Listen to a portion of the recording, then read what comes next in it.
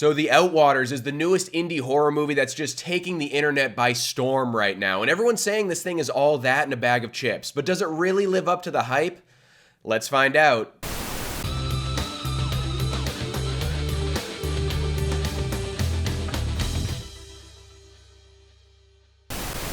What's up, guys? I'm Sully, and today we're talking about the new found footage horror movie that is sweeping the internet right now called The Outwaters. All you need to know about this one is that it's basically a Mojave Desert camping trip that takes a turn for the worst. 4 people head out to the desert to film a music video, but they start to experience some unexplained sounds, some vibrations, and unnatural animal behavior. Then one night, everything changes, sending the foursome on a mind-bending trip through terror. So this is another one like Skinamarink that has really taken the internet's attention lately when it comes to indie horror these past couple months. It really sets out to be another experimental and atmospheric experience. Some people are even calling it the most messed up movie they've seen in a few years now, so you know I had to go check this out for myself. To say I was skeptical would have been the understatement of the century here, especially after how I felt about Skinamarink, and it looks like I was correct in feeling this way. But to set the scene a little bit here, I went to go see this one at an early screening in a rinky-dink little community theater in Salem, Massachusetts. Now, if you've been there before, you know it's historically one of the most creepy and haunted towns in existence, especially after the witch trials way back in the day,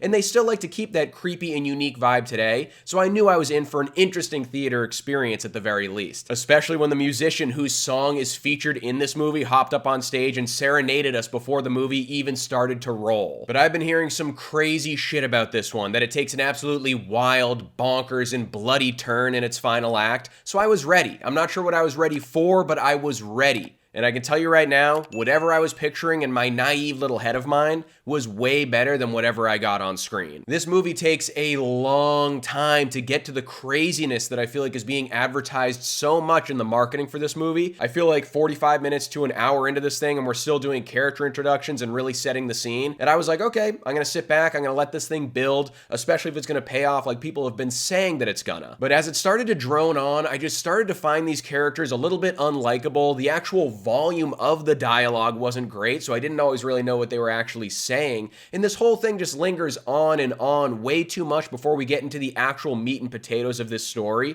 into what actually got all of our butts in our seats for this movie in the first place. To give this movie some props where it deserves it though, there are some really cool cosmic horror ideas in the last 40 minutes of this movie after stuff really goes haywire. There's a lot of symbolism and imagery that's thrown at us earlier in the film with no explanation, and the curtain kind of gets peeled back on that as we get further into the movie. I do think this movie takes the idea of letting the audience figure out everything on their own and leaving it up to their interpretation and whatever they're going to make of it too literally and as an excuse a little bit though, just so they can throw random shock value images on screen. Like, I would love to see an interview with the director of this movie explaining what all of this really means, and I'd be like, yeah, I didn't get any of that at all. The biggest issue this movie has, and I feel like it's going to be very jarring for a lot of people that actually decide to go see this one, is that there's so much real estate on the big screen that's being completely wasted in this movie. When it comes to the last crazy 40-minute cosmic horror sequence conclusion in this movie that we've all been waiting for and what we actually went to go see it for in the first place,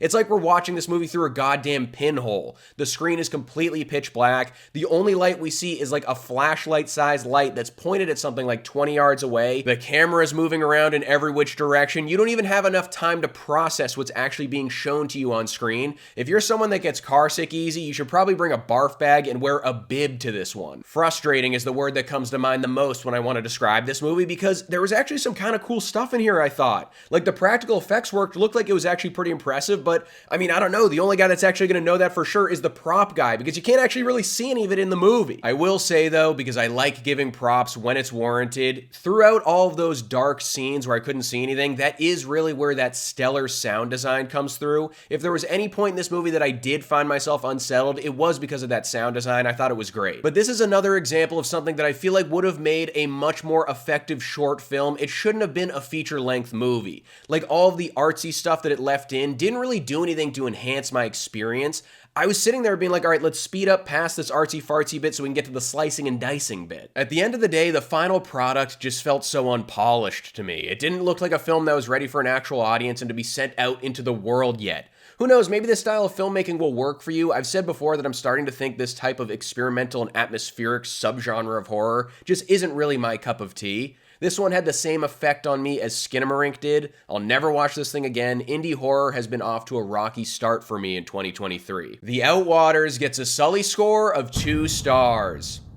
So that's my review of the new found footage horror movie. If you want to save yourself 15 bucks, just turn the lights off, stick your head under the covers, and you'll see the same amount of the movie that I did. But let me know in the comments below if you're going to go check this one out or if you've already seen it. Don't forget to like this video and subscribe to the channel if you haven't, and I'll see you guys at the next video.